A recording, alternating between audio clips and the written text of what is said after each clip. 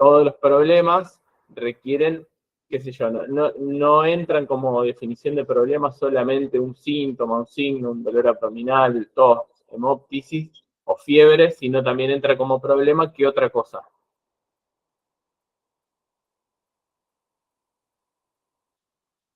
¿Alguien que aporte? ¿Quién tiene la pregunta?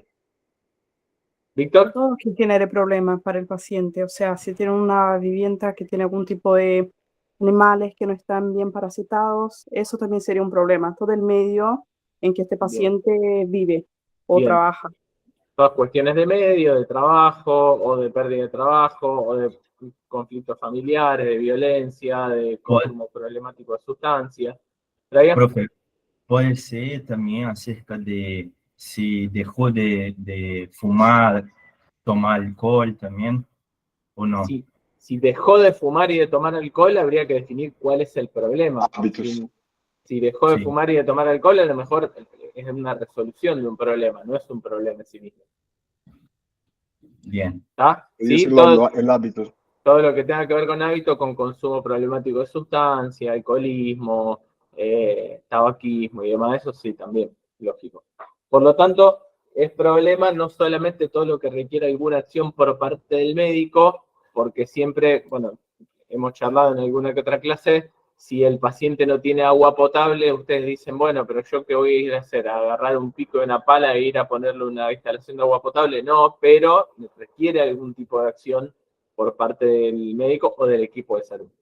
No necesariamente una acción propiamente dicha por parte del médico, ¿está? Entonces, una vez que instalamos los problemas, después, bueno, es importante la definición de historia clínica basada en problemas, orientada a problemas, y orientar todas las consultas y toda la evolución de las consultas en función a los problemas que construimos con el paciente, con la familia y demás, a partir de la primera consulta.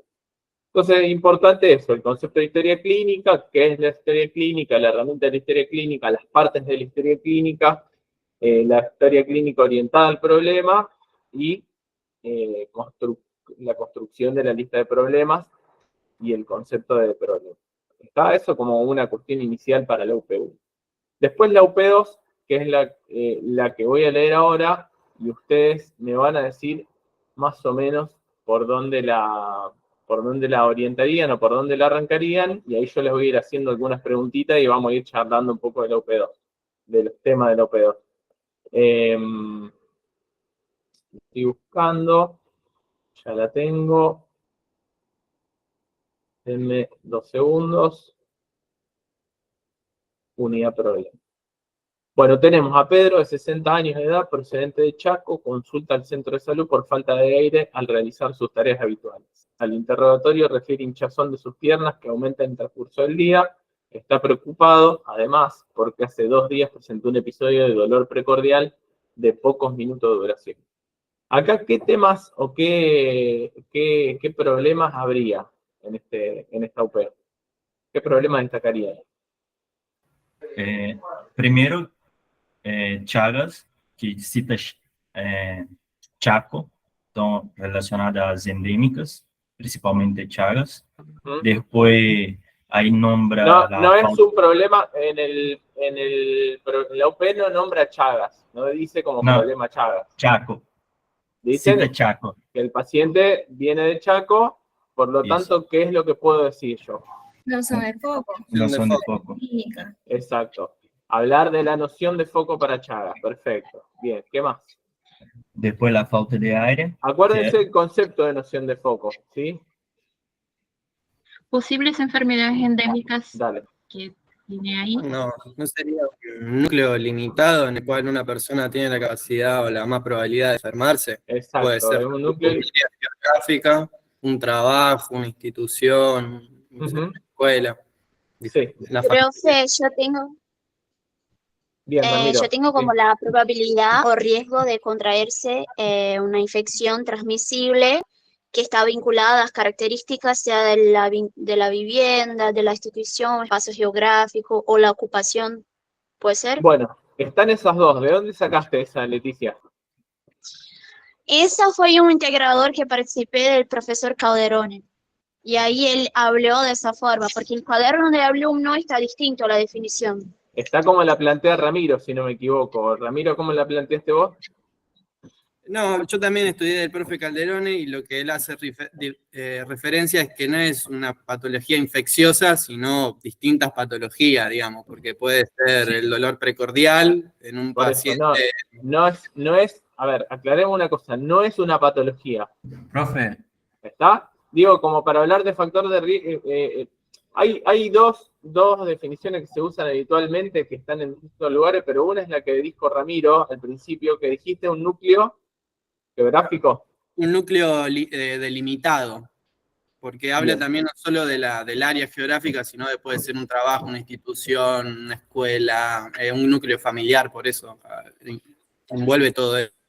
Bien, perfecto. Un núcleo geográfico, un núcleo delimitado o un riesgo. Hay algunos que lo plantean como riesgo, otros que lo plantean como núcleo delimitado. No es una patología, ¿está? No es ni una patología ni un conjunto de patologías. La noción de foco no es eso. La noción de foco, en todo caso, es un núcleo delimitado, y toda la definición que tiró antes Ramiro, o, en todo caso, en algunos lugares lo plantean como el riesgo de padecer determinada patología en función de vivir en determinados lugares, de viajar a determinados lugares, de trabajar en determinados lugares. Yo tengo como que es una característica o situaciones que hacen vulnerable a una persona frente a ciertas enfermedades. Bien, ¿de dónde lo sacaste, Yoli? Esa no sé de dónde sacarla, creo que también la escuché de Ariza, bueno, profesor Ariza. De todos los que escucharon en algún lado, agarren una definición que esté en algún material bibliográfico. No importa de dónde la escucharon o quién se las dijo. Agarren una definición de un material bibliográfico y digan esa. ¿Está? Porque no importa si lo dijo Ariza, si lo dijo Jerónimo Insuaín, si lo dijo Calderón o quién lo dijo. Lo que importa es si está en los materiales bibliográficos o no. Por ejemplo, entonces si yo hablo según el cuaderno de alumno, dice de una forma muy distinta y él sí se limita, digamos, a una región geográfica o institución, porque, por ejemplo, acá en el cuaderno dice que en un lugar en el cual se encuentra una infección y desde el cual puede propagarse, entendiendo como lugar a núcleo familiar, una institución o bien una área geográfica delimitada. Así está en el cuaderno. Si yo hablo esto, ¿está bien? Es una definición que está en un material bibliográfico y vos lo podés sustentar y fundamentar. Eso es lo más importante. ¿Está? Porque si vos me decís, no, yo digo que es tal cosa. No, porque el profe Jerónimo dijo que tal cosa. El profe Calderón dijo que tal cosa. Nada, todos decimos algo y todos tenemos fundamento y todos tenemos lectura y todos tenemos todo. Ahora, si ustedes lo tienen que fundamentar de algún material bibliográfico donde lo puedan sustentar con un material y con una hoja y decir, esto está acá. ¿Está?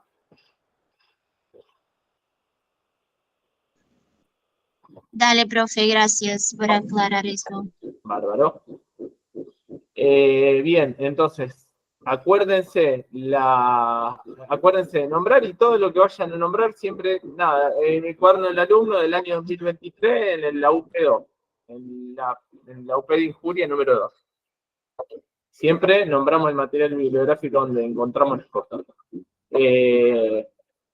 La otra cuestión, ¿en qué piensan entonces? En noción de foco para Chagas, ¿en qué más? Yo relaciono más, arrancando con historia clínica y centrándonos en el motivo de consulta que lleva este paciente, que es la disnea o disnea. Yo iría más por ese lado y después de dolor precordial, que podemos hablar un montón de dolor. Hablando de Stupé, más que por Chagas, que sí, se relaciona, pero nosotros mucho en la tutoría dijimos que está bueno relacionarlo, pero no es el motivo principal o el tema principal de la unidad.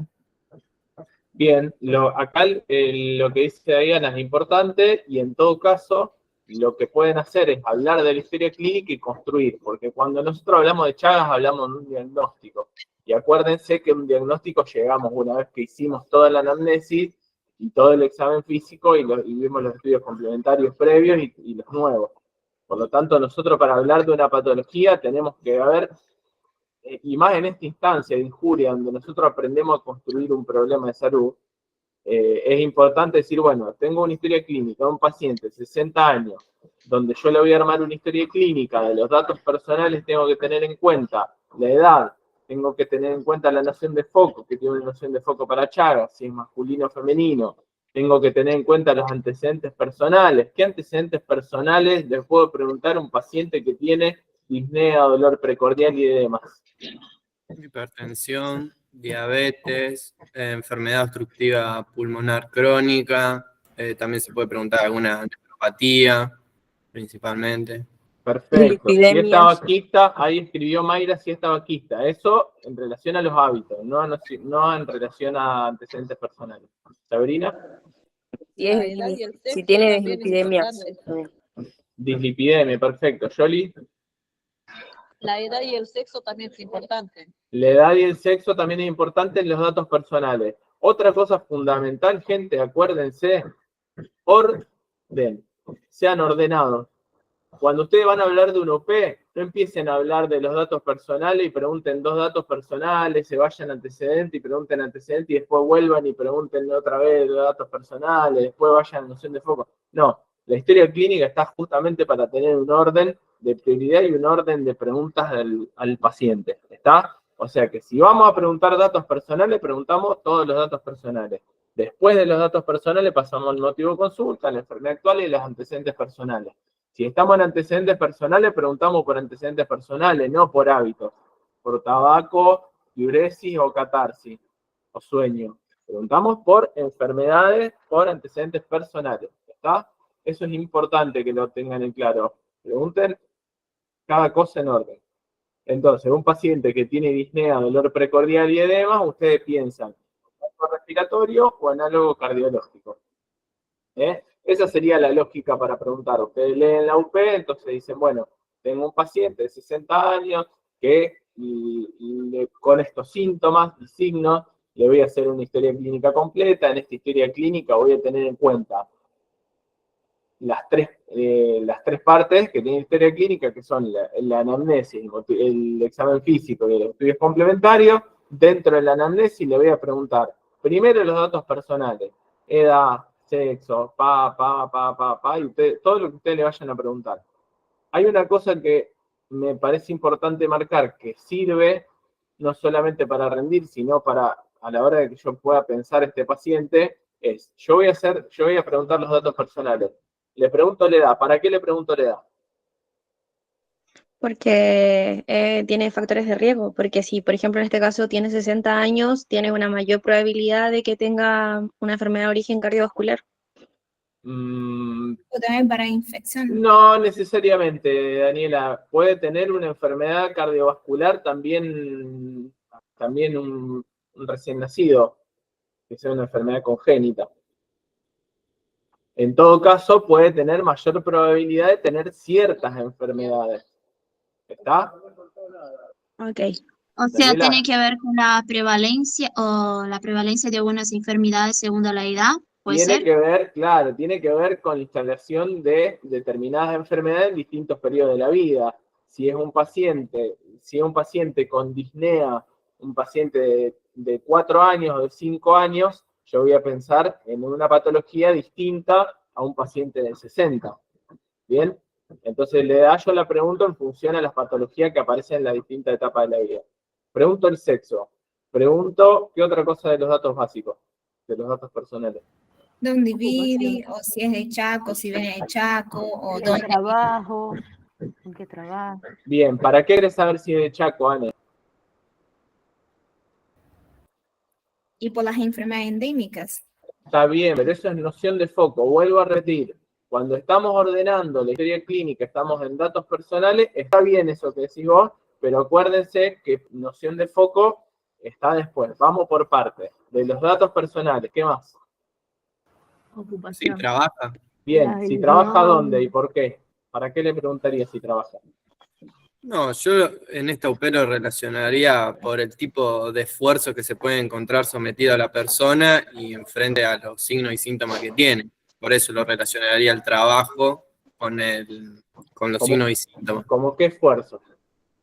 No, bueno, si es por eso, si no es lo mismo un paciente de 60 años que trabaja en un estudio de contabilidad que un paciente de 60 años que es albañil y está sometido a más esfuerzo físico, digamos. Por eso lo Bien, relaciono. ¿en qué pensás en un albañil y en qué pensás en un oficinista?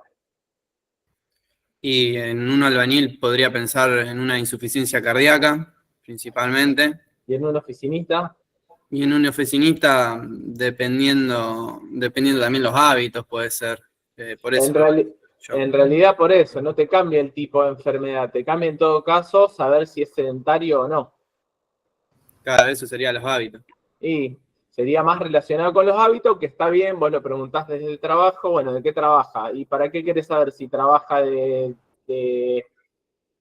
no sé, de deportista de elite o de deportista de alta competencia, alto rendimiento o en una oficina? Y bueno, para saber si es sedentario o no. Te lo puedes preguntar también en la actividad física, en los hábitos. ¿Qué otra cosa le preguntan en datos personales? Pero también entraría la carga horaria de trabajo también, ¿no? Puede ser, porque dependiendo de la ocupación que uno tiene, influye, bueno, el proceso de la enfermedad. La carga de trabajo, exacto, y en las tareas que realiza, el nivel de exigencia y La demás. parte Bien. del día también depende también, si es del nocturno, si es diurno. Bien, ¿para qué querés saber eso, Trabaja Celsia? expuestos a agroquímicos, agrotóxicos, todo Espera, eso. ahí vamos con eso. Celsia Sí. creo que es. ¿Para qué querés saber si trabaja de día o de noche? Porque es distinto una persona que trabaja toda la noche y no tiene un ciclo normal de sueño, Ajá. de que una persona que trabaja diurno y puede dormir las horas que Pero tiene ¿por que qué? ¿Cómo dormir. afecta eso en una enfermedad cardiovascular o respiratoria? Ah, El estrés, ¿o no? sí. Modificaría el ciclo circadiano, ¿no? Modifica el ciclo Y la circadiano. liberación de cortisol también, porque va a Sí, alterar. Claro, Bien. porque no la va a noche tener por la mañana la Vamos. liberación. Bien, podemos ir por ahí. Bien, podemos ir por ahí. Yo lo que te pregunto, Celsia, es todo lo que ustedes pregunten, pregúntenlo con algún sentido y pregúntenlo pensando en qué van a responder. ¿Está? No solamente por el sentido común de que, bueno, si trabaja de noche hoy va a ser peor. Sí, pero ¿por qué va a ser peor? ¿Qué es lo que va a pasar? Bueno, se modifica el ciclo, se altera el ciclo circadiano, hay liberación de cortisol, ¿cuándo? ¿Cómo? Digo, lo que vayamos a hablar, fundamentémoslo. Jessica, vos hablaste de si trabaja con agrotóxico.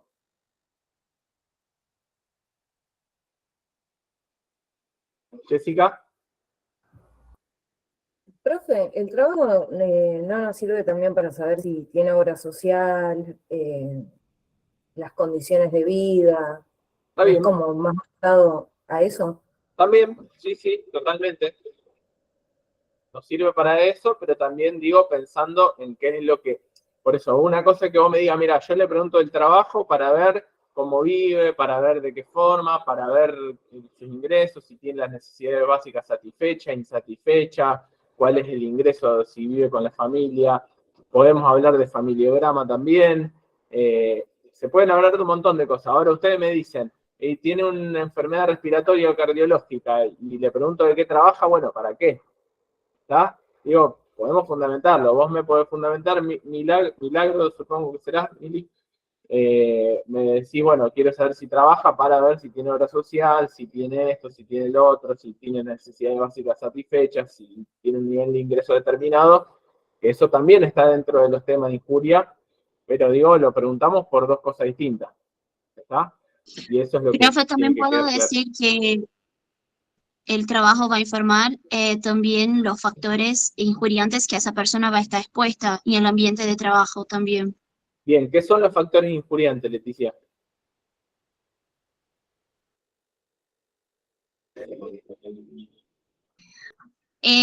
Factores injuriantes no sería las injurias o noxas, que son todo lo que puede dañar o lesionar el tejido o una célula, digamos. Ajá. Bueno, Y ahí tenemos distintos tipos: injuria química, física, social, ambiental, bien. bueno, Estudiense, biológica, que entraría los microorganismos también. estudiense las injurias, estudiense los factores injuriantes. Bueno, seguimos con datos personales, motivo de consulta, enfermedad actual, antecedentes personales. ¿Qué le presentamos antecedentes personales a este paciente? Antes dijimos si era hipertenso, diabético, creo que lo dijo Ramiro, Octavio, no me acuerdo. Hipertenso, diabético, ¿qué más? Enfermedades cardiovasculares, y asmático, si tuvo Esperen, de a uno, estaba hablando Robinson. alergias, se tiene histórico de enfermedades cardiovasculares, enfermedades de la infancia. Enfermedades cardiovasculares, ¿como cuáles, Robinson? Si tuvo un infarto o no sé, si ya tuvo un infarto agudo del miocardio. Bien, un infarto, ¿qué más? Preguntamos también lo que sería el tema de cirugías, si ya tuvo cirugías, cuántas, ¿Cómo cuál, si es mujer, Pedro? preguntamos. ¿Cómo, perdón? ¿Cómo cuál? Y cirugías cardíacas, preguntamos la cirugía de apéndice, si ya hubo, pero igual ahí ¿Para no. qué querés saber si hubo cirugía de apéndice? Porque, última, si duele el abdomen. No le duele al el lado. abdomen, vino con una disnea, dolor precordial y edema. Claro. Podrías preguntar si tuvo un Para. bypass. Ahí está Pedro y sigue Octavio, que ya quiso hablar Octavio antes, Perdón. lo corté, perdón Octavio. Pedro, terminamos por con favor. Claro lo que que siga, Octavio. Porque yo no agarré muy bien de la UP. Ahora sí, porque recién entré en la clase que estaba en el trabajo. Ah, bien, perfecto. Perdón. Octavio, no, por favor. No, que en enfermedades cardíacas, cirugías cardíacas previas, me hace pensar en un bypass. Eso me hace pensar en posibles obstrucciones y posibles preinfartos que haya podido tener el paciente. Bien. Preinfarto no existe en la categoría preinfarto. No, infarto directamente. Si O tuvo factores algún que síndrome predispongan coronario, sí, algún síndrome coronario agudo, ¿qué más? Insuficiencia renal, pues.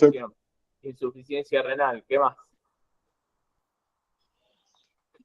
hipertrofia cardíaca constrictiva, presencia de... Hipertrofia cardíaca constrictiva, ¿a dónde está eso? ¿En qué clasificación entran? No conozco ninguna hipertrofia cardíaca constrictiva. Me fui muy al fondo, es una Me parece que consecuencia de la mezclaste hipertensión arterial. Me parece que mezclaste los términos aparte.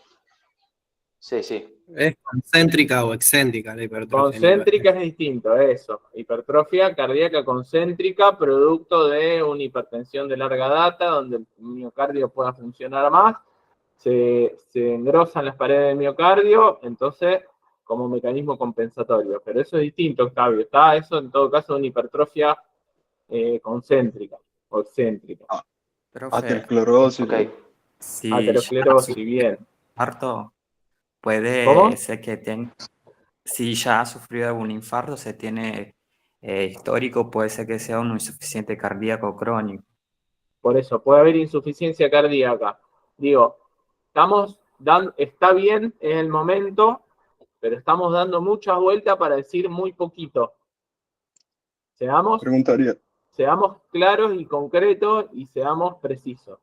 Ustedes tienen que preguntarle por antecedentes personales a un paciente que tiene antecedentes de disnea, o que viene a la consulta por disnea, dolor precordial y demás, y yo lo primero que tengo que pensar es en enfermedad o cardiovascular o respiratoria. ¿Está? Entonces, Pregúntese si toma alguna medicación. Bien, si quiero preguntarle enfermedad cardiovascular o respiratoria, me tengo que pensar en 4 o 5 enfermedades cardiovasculares y en 4 o 5 enfermedades respiratorias. ¿Está? Pero sean precisos. Enfermedad respiratoria, bueno, ¿qué es? Le pregunto, ¿EPOC? ¿Asma? Principalmente EPOC y asma. ¿Está? Que son enfermedades respiratorias, o que yo, neumonías o internaciones por neumonía, alguna infección respiratoria, algún derrame pleural, algún neumotórax, ¿está? Algunas enfermedades respiratorias y enfermedades cardiovasculares. síndrome coronario agudo, angina estable, inestable, infarto, presión arterial, hipertensión arterial, insuficiencia cardíaca. ¿Está? Sean precisos. Y van a preguntar, sean precisos. No agarren la guitarra y... Porque uno se da cuenta enseguida cuando empiezan, que sí, que ve, hay que ver. ¿Está? No, yo como sugerencia les digo eso. Traten de ser lo más preciso y lo más concretos posible. Bueno, antecedentes personales. Como antecedentes personales también eso, si tuvo internaciones y si toma medicación. Como antecedentes familiares, ¿qué le preguntarían? Lo mismo, pero si lo ha sufrido alguna persona de su familia, si sus padres siguen vivos o murieron, y si murieron, a qué edad y por qué causa. No es lo mismo que su padre haya muerto a los 35 de un infarto, por ejemplo, que haya muerto a los 80. Bien, perfecto. Hábitos. Ejercicio. Ajá. Dieta. Ajá. ¿Qué le pregunta de la dieta? Si hace todas las comidas del día, cómo está ¿Qué tiene que ver esa dieta. ¿Qué tiene que ver si hace todas las comidas del día? No, ahora que lo pienso no, pero el tipo de comidas que ingiere sí, si tiene mucho carbohidrato, si son comidas muy grasas, proteínas, si come verdura. ¿Para qué querés saber si come mucho carbohidrato? Porque los carbohidratos también se pueden transformar en lípidos y desembocar en dislipidemias.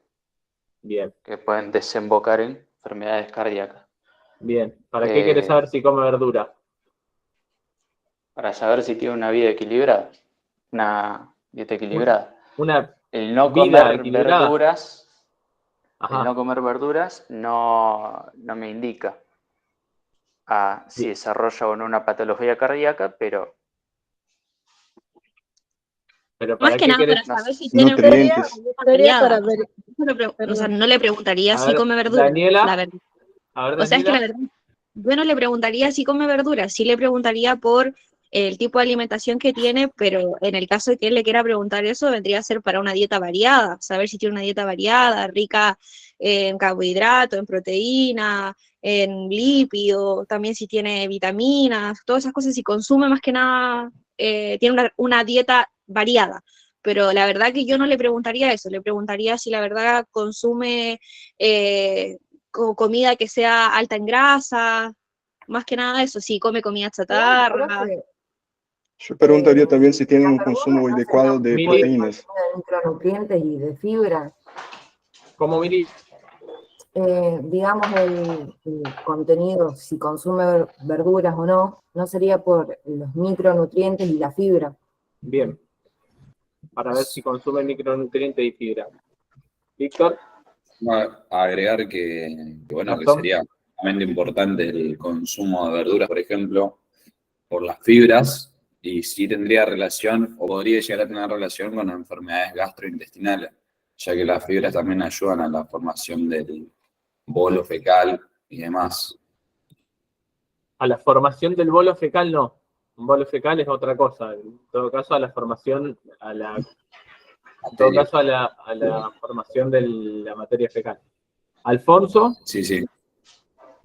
En este caso, en este UP relacionado a las fibras, se sabe que tienen mucha importancia en el metabolismo del colesterol, ya que el colesterol tiene una enterohepática y aparte es fermentado por las microbiotas. Las microbiotas ayudan, o sea, las fibras se nutren la microbiota se nutre de fibra y eso ayuda a una mejor proliferación.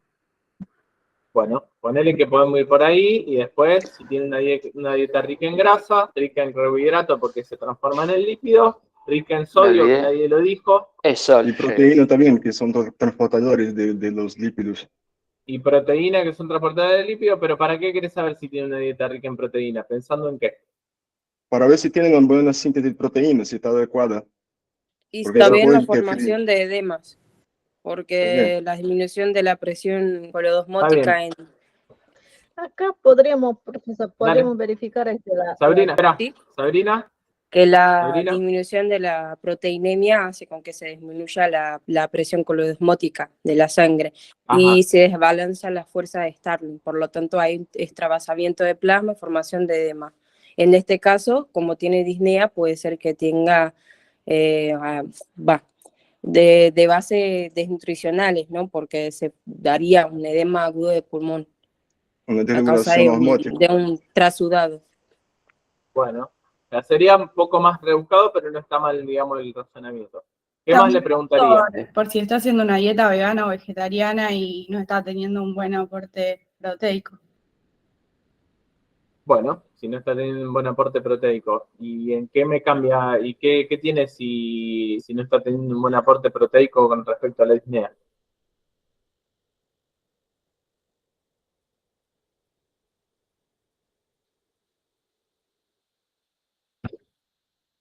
Lucía. Y lo que dijo Sabrina, por la desregulación de las fuerzas. Un desbalance osmótico podría haber ahí, en la desregulación Bueno, osmótica. una sugerencia, de nuevo, si lo que vayan a decir, traten de fundamentarlo, ¿está? Está más o menos orientado para dónde van, se entiende, pero de todas formas estamos en una instancia donde ustedes van a rendir, ¿vale? Así que, como sugerencia eso. Después, antecedentes personales, antecedentes familiares, hábitos. ¿Qué otro hábito le preguntaría? Diuresis. Diuresis, pensando en qué. ¿O qué le preguntarías de la diuresis? ¿Podría ser la frecuencia? ¿Para qué, Camila? Porque en este caso dice que tiene las piernas hinchadas. Puede ser que haya edema y haya una reabsorción a la noche y haya más frecuencia a la noche.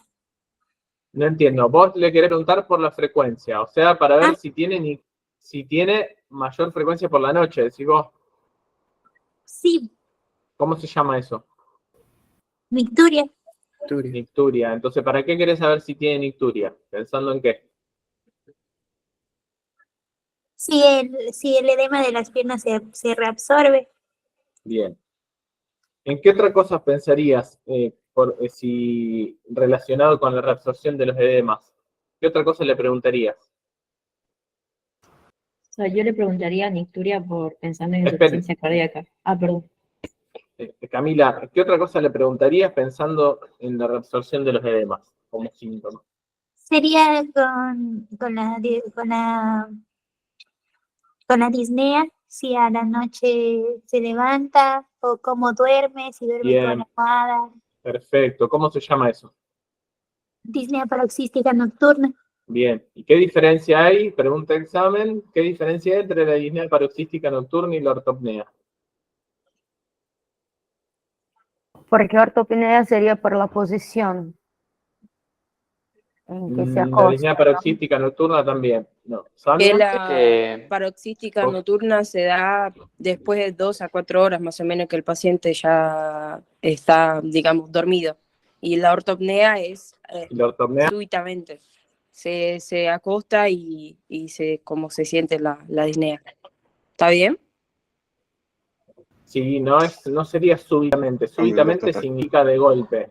Yo lo relacionaría más con el tiempo, Está como bien, igual. Sabrina. Espera. Sabrina, está bien lo que dijiste, ¿eh? Pero no sería la palabra correcta súbitamente. Súbitamente es de golpe. Súbitamente es la disnea paroxística nocturna, que aparece de forma súbita después de varias horas de sueño. La ortopnea efectivamente es la disnea del decúbito, o sea, vos te acostás y tenés disnea, por lo tanto no podés mantenerte acostado. En la disnea paroxística nocturna te agarra la disnea después de haber estado acostado varias horas. ¿Y por qué se da? Puede ser por cambio ortostático. Por la Aumento del reabsorción de los retorno edemas. venoso. Justamente aumento del retorno venoso. No por aumento del retorno venoso, justamente por la reabsorción de los edemas, que es lo primero que dijo Camila. Samia, vos querías hablar. No, ya lo habían dicho. Ok. Estamos entonces, hábitos. le preguntamos sueño, diuresis, catarsis. De la diuresis, ¿qué otra cosa que alguien escribió? Si puede hablarlo, si puede decirlo.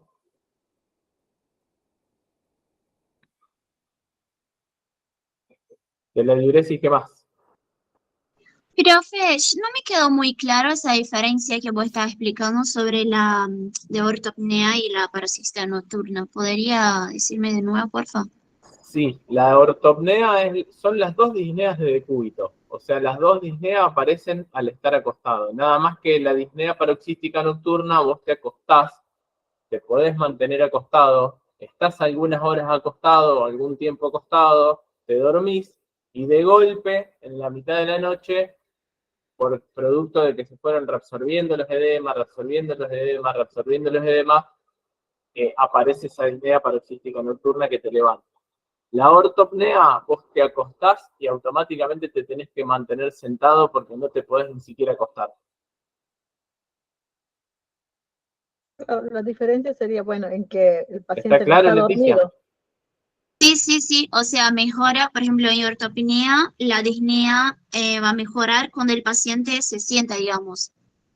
En los dos casos va a mejorar con el paciente sentado. Nada más que una aparece bruscamente después de estar varias horas acostado, que es la disnea paroxística nocturna, y la ortopnea no le va a dar tiempo al paciente a mantenerse 3 horas acostado durmiendo, porque automáticamente el paciente se acuesta y necesita sentarse. Listo, profe. Gracias. De nada. Bueno, ¿qué otra cosa de la diuresis le preguntaría? La presencia de espuma, Bien, ¿pensando en qué, Daniela? proteinuria. ¿Pensando en qué? En proteinuria. ¿Pero en qué pensás cuando hay proteinuria? Patología renal. Bien, una patología renal. Ahora, ¿qué tipos de disnea conocen? ¿Se acuerdan?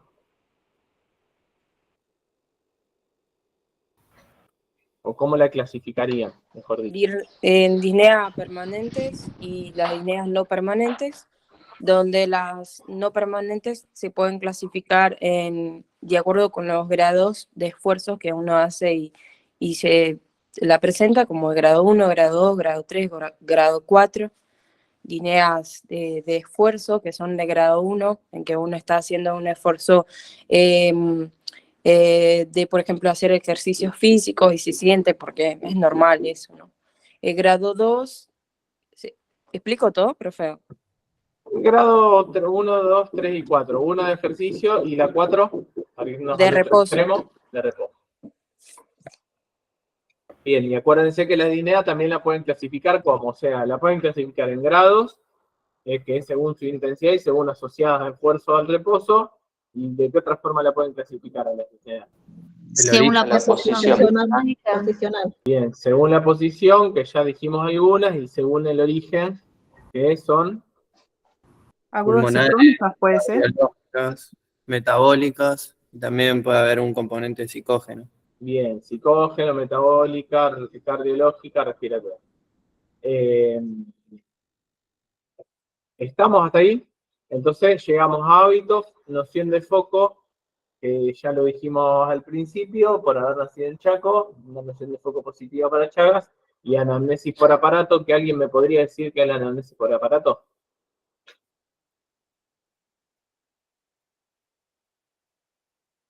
Se le hace una serie de preguntas al paciente si tiene signos, más que nada síntomas, desde manera cefalocaudal, obviamente saltándose los órganos o sistemas que ya le preguntamos. En realidad es de todos los órganos y sistemas, porque justamente es una serie de preguntas que están en general anotadas en una planilla y que son para no olvidarnos de preguntar nada de lo que nos podríamos haber olvidado o salteado. Ok, profe. Entonces, una vez que yo tengo esto, voy al examen físico. ¿Qué le harían de examen físico a este paciente? Un paciente con disnea, dolor precordial y edema. Primero realizaríamos la inspección. Bien, ¿qué inspeccionaría? El tórax. Primero inspeccionaría la forma, si es en Antes tonel, que si es inspeccionar el tórax, porque un paciente que está entrando a la consulta, ¿qué harías antes de inspeccionar el tórax? Signos vitales. el Antes, hábito del paciente. Estado general. General. el estado Se puede general. hablar. Siempre acuérdense del estado general del paciente y la inspección general del paciente. Primero, ¿cómo entra caminando el paciente? Si entra solo o si entra acompañado. Si puede hablar o no puede hablar. La coloración de la piel y las mucosas. Cuando el paciente habla, cuando el paciente entra caminando, ustedes se dan cuenta. Si está respirando, si no está respirando. Si está con insuficiencia respiratoria, si está cianótico, si está pálido, si está ruboroso, si está con atrofia, si está con alteraciones con alteración del sensorio, si está con signos de hipoxia, si está con cianosis peribucal. ¿Cómo? Dije inquietud. Signo de inquietud, de ansiedad. ¿Cómo entra caminando ese paciente? Primero. O sea, si entra caminando, si entra en silla de ruedas, si entra sentado, si entra acostado en una camilla, si entra solo, si entra acompañado, signos de dificultad respiratoria, si el paciente viene incorporado hacia adelante, si viene soplando, cómo tiene la boca, si tiene aleteo nasal, como dije, si tiene el signo del trompetista, que es el signo del paciente que tiene de dificultad respiratoria, está tratando de soplar. Si es un paciente que viene acostado en una camilla en 45 grados, o sea, semisentado, con la boca para arriba y la cara para arriba, buscando aire en la superficie, buscando aire en la parte superior, que me indica más una disnea de origen cardíaco, porque una disnea de origen respiratorio lo que cuesta es la expulsión del aire, lo que cuesta es la expiración, por lo tanto el paciente lo que va a hacer es tirarse hacia adelante y buscar soplar. Vienen los pacientes asmáticos, los pacientes EPOC, que se sostienen, que usan los músculos accesorios, se agarran de la cintura, se agarran de la camilla, se agarran de la silla, se inclinan hacia adelante e intentan soplar. Esos son los pacientes que tienen dificultad respiratoria, que tienen disnea por alguna enfermedad respiratoria. Y en general los pacientes con disnea, con alguna insuficiencia cardíaca o alguna patología cardíaca, son pacientes que están sentados, estirando el cuello, buscando con la boca el aire en la parte de arriba. Entonces, primero, ¿cómo entra? El aspecto general del paciente, la inspección general, si hay deterioro del sensorio, el estado mental y el estado de conciencia. Después, sí, ¿a qué pasamos? Después de hacer la inspección general, realizamos la inspección de tórax. Vos ya te querías la inspección de tórax, no. Sí, dale. Antes los signos vitales. Ya bien. habíamos dicho lo de cianosis, inspección de mucosa, búsqueda de dificultad respiratoria, eso ya lo mencionamos. Sí, totalmente, pero vamos primero a los signos vitales, Octavio, ¿sí? Porque no hay que pasárselo por alto nunca los signos vitales. Entonces ahí tomamos la presión, la temperatura, la frecuencia cardíaca, la frecuencia respiratoria. La presión, rangos normales de presión. ¿Cuál es el rango normal de la presión arterial? 139 el máximo, la sistólica, y el mínimo 60. ¿De sistólica? De sistólica 139 el máximo, 60 diastólica el mínimo. 80. Estamos hablando de la sistólica. La sistólica 139 el máximo está bien, y el mínimo de la sistólica 90 sería. 90 a 139. 139. 90, 139 la sistólica. Y la diastólica, como dijo Octavio, 90 a 60. De 60 a 89. ¿Está? ¿Está claro eso? ¿Para todos? Profe, yo ¿Para tengo todas? que... ¿Puede repetir la sistólica, profe? Sí. Nivel, valores de presión arterial normal. De 90 a 139 la sistólica. De 60 a 89 la diastólica. Son rangos de valor. Los valores normales son rangos. no es un valor, no es 120-80 o 120-70. Vos tenés un rango, la diastólica tiene que estar entre 60 y 89, y la sistólica entre 90 y 139, para decir que es normal. Pero este rango varía mucho, que también ya escuché que sería de 90 a 129 y de 60 sería muy bajo, sería más o menos de 80 a lo que deciste, a 89. No. La presión arterial sistólica lo que tiene es que entre 90 y 129 es el valor, es el rango óptimo. Entre 129 y 139 lo consideran las guías clínicas como prehipertensión, pero Sí. sigue estando dentro del valor normal. Entendí. ¿Está? No, dale. Con Sí, un sí. rango óptimo hasta 129, pero la presión normal es sistólica entre 90 y 139. Si hay un paciente que tiene 135, no tiene hipertensión. Bien. ¿Ah? Y si me preguntan en examen y yo digo, no, hay un promedio que sería el que todos nosotros sabemos, si entre 20 por 80 ya está o no. ¿Qué sé yo? No hay ningún promedio, hay un rango. Sí, sería un rango promedio entre... No hay un ¿No? promedio, Dale. hay un rango. Mientras Dale. vos estés dentro de ese rango, está bien. Si estás por encima de ese rango, ya tengo que pensar en hipertensión. Perfecto. Bueno. Algo importante que me olvidé antes de irme a tórax era la inspección de las venas yugulares. Bien. Antes de meternos, está bien, Octavio, antes de meternos con el examen físico específico, terminamos con los signos vitales y vamos a eso, Octavio. La tensión arterial, estamos en ese rango. La frecuencia cardíaca normal.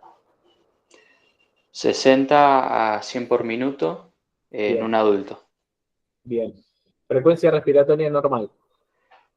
Hay rangos variados, pero el que más escuché era de 12 a 20 ventilaciones por minuto.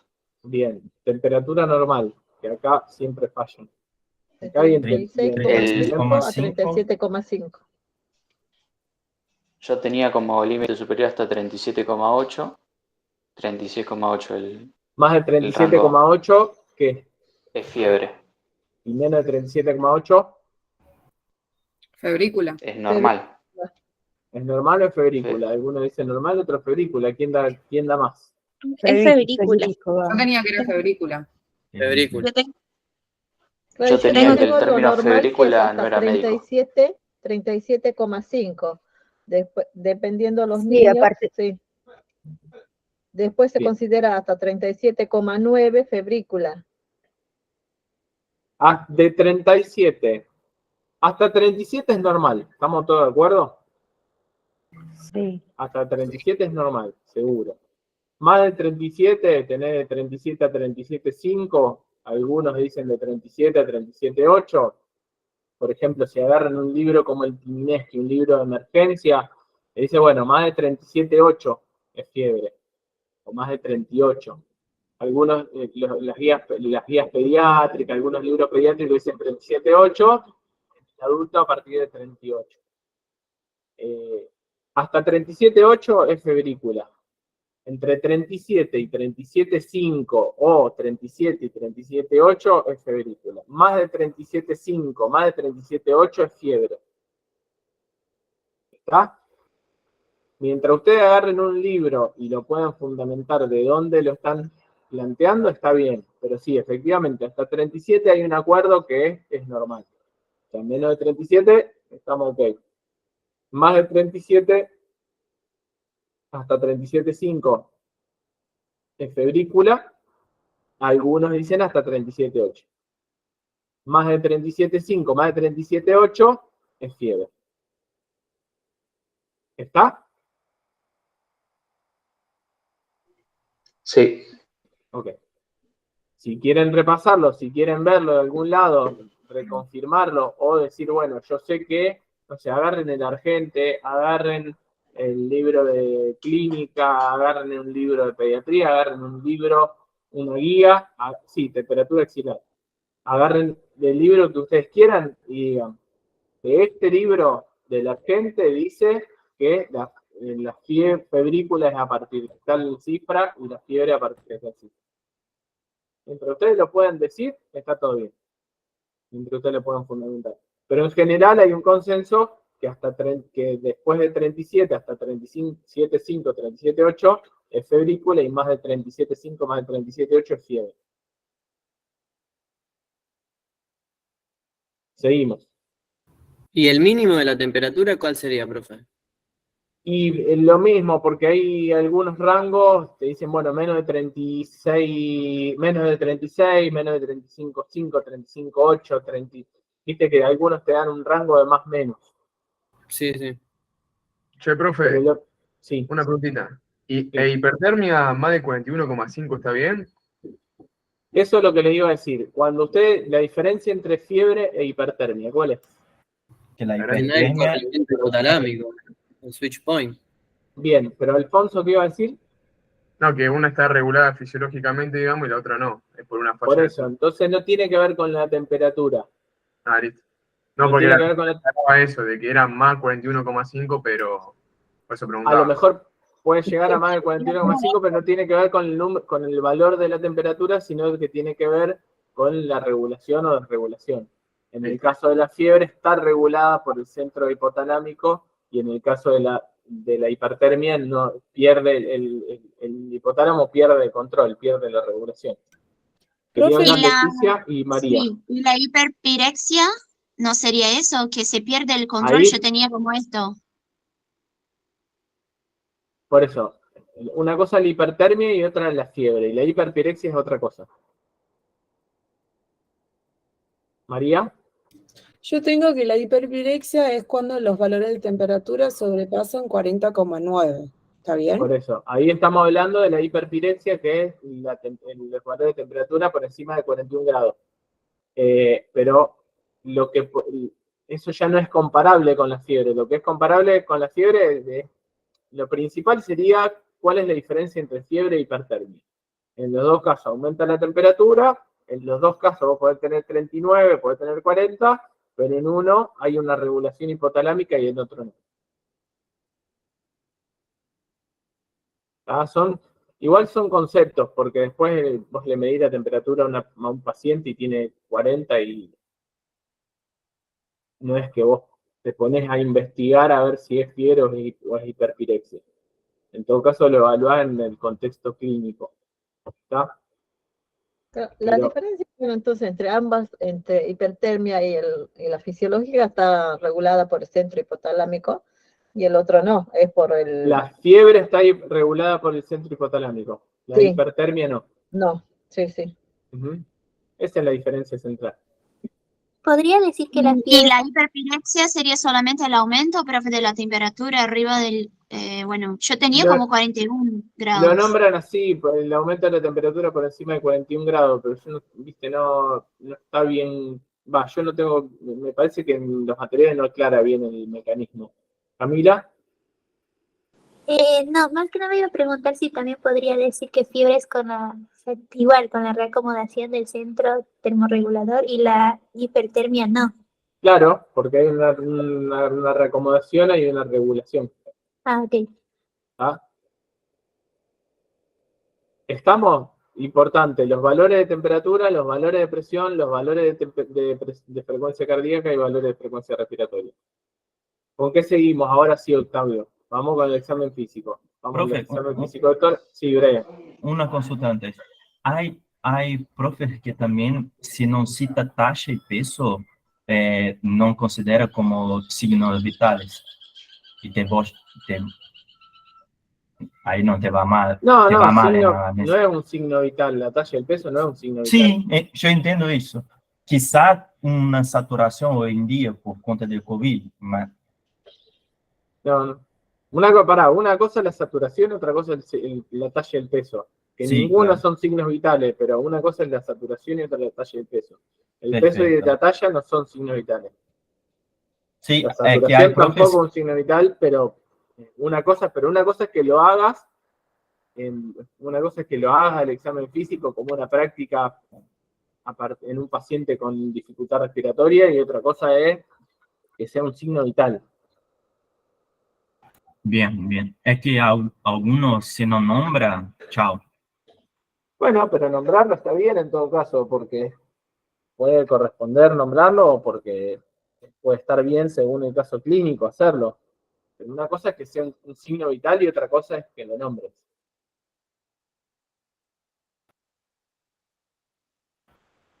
¿Está? Está, perfecto. Bueno, Octavio, el examen físico de tórax.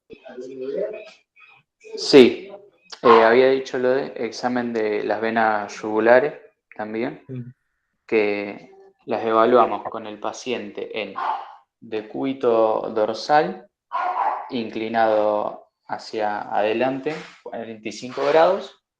En esa posición trazamos una línea imaginaria que va desde la cara anterior del manubrio hacia la vena yugular. Eso delimita el límite entre el tercio medio y el tercio inferior de las venas yugulares, donde podemos ver una ingurgitación normal del tercio inferior y patológica a partir del tercio medio. Bien. Esto lo tenemos que revisar tanto en las venas yugulares derechas como izquierdas. ¿Qué te marca esto, Octavio? Una posible insuficiencia venosa o cardíaca. ¿Por qué insuficiencia cardíaca? Porque se produce un estancamiento, por ejemplo, de sangre, no se puede inyectar la suficiente sangre por parte del corazón, entonces se empieza a acumular y se genera como si fuera un embotellamiento. Bueno, Lourdes dice PVC. ¿Qué es la PVC, Lourdes? Presión venosa central. ¿Y Podemos ver si por está qué pusiste aumentada, PVC? porque justamente con la ingurgitación yugular podríamos ver si esa presión venosa central está aumentada, que Ajá. podría indicar un montón de cosas. Por eso, pero estamos hablando de una ingurgitación yugular. ¿Por qué mecanismo podría darse el aumento de la columna venosa?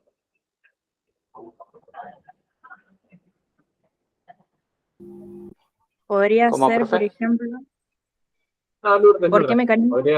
Sí. ¿Por qué, o sea, la pregunta es ¿por qué mecanismo podría haber un aumento de la presión venosa Sí. central? ¿Para qué le haces la maniobra de ingurgitación yugular y cómo se la haría? Aparte de, como dijo Octavio, de ponerlo 45 grados, con la cabeza inclinada, mirar el tercio. ¿Qué más harías? Ujú.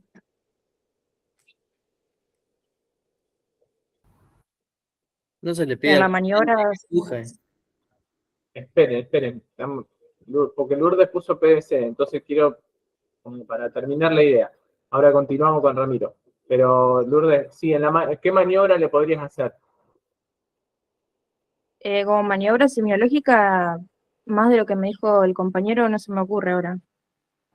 Puede ser la maniobra de Valsalva. Exacto, la maniobra de Valsalva, y puede ser lo que dijo Ramiro. No, pedirle al paciente que haga fuerza, como que puje, esa sería la maniobra de Valsalva, para ver si hay Ese sí. ingurgitación. Bien, y hay otra forma también. Puede ser también ver si colapsa con la respiración, Con la respiración. ¿Y qué otra cosa le con la podemos hacer? inspiración. Con la tos. Reflejo patoyegular. ¿No? ¿Cómo? No, pensé en el reflejo de patoyegular, pero Exacto, el reflujo de pato yugular. Podemos comprimir el hipocondrio derecho con una inspiración profunda del paciente para ver si existe también ese reflujo. Bueno, y nos da indicios de qué, aparte del estancamiento de la sangre, Nos habla del retorno venoso. del retorno venoso. ¿Y por qué puede estar alterado el retorno venoso al corazón?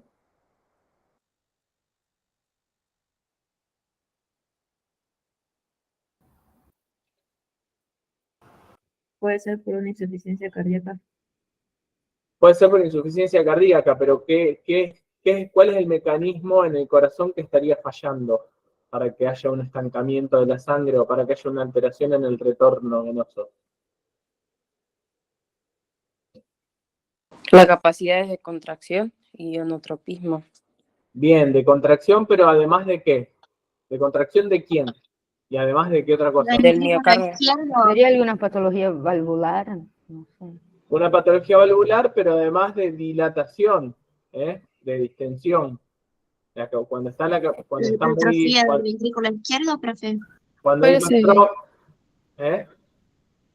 Del ventrículo derecho puede ser que genera una hemorragia de sangre hacia la aurícula y ahí hacia la vena cava superior inferior y sí, o genera... la incapacidad del corazón de recibir toda esa sangre. A ustedes acuérdense que los dos mecanismos principales de la insuficiencia cardíaca son la alteración, la incapacidad para contraerse correctamente o para dilatarse y llenarse correctamente. Acuérdense de eso. El corazón insuficiente es o la incapacidad de llenado o la incapacidad de vaciado. ¿Está? Eso ténganlo en cuenta. Y eso es lo que nos puede generar los síntomas. Está bien todo lo que fueron diciendo igual. Habría que tenerlo un poquito más firme. Acuérdense que van a rendir y no solamente van a rendir contenido, sino la relación entre los distintos contenidos. Bueno, ¿y qué relación tiene una insuficiencia cardíaca con, por ejemplo, con este paciente? Entonces, ¿en qué piensan en este paciente? Con todos estos síntomas, disnea, Y una posición pasiva, que puede generar un edema agudo de pulmón. Bien, puede generar un edema agudo de pulmón. Pero en este paciente, ustedes entonces tienen disnea, dolor precordial y edemas. Piensan en un paciente que puede llegar a tener Chagas porque tiene noción de foco positivo para Chagas. Entonces hablamos un poco de edemas, hablamos un poco de disnea y ahora podemos hablar un poco de dolor precordial. ¿Qué es el dolor precordial? ¿Y cómo lo clasificaría?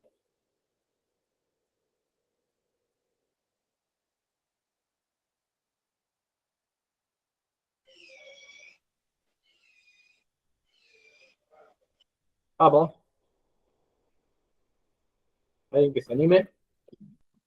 El dolor precordial sería una sensación dolorosa localizada en la región precordial, que es donde se proyecta el corazón en la pared torácica, y ahí nosotros podemos clasificar, o puede ser clasificado en cardiovascular o no cardiovascular.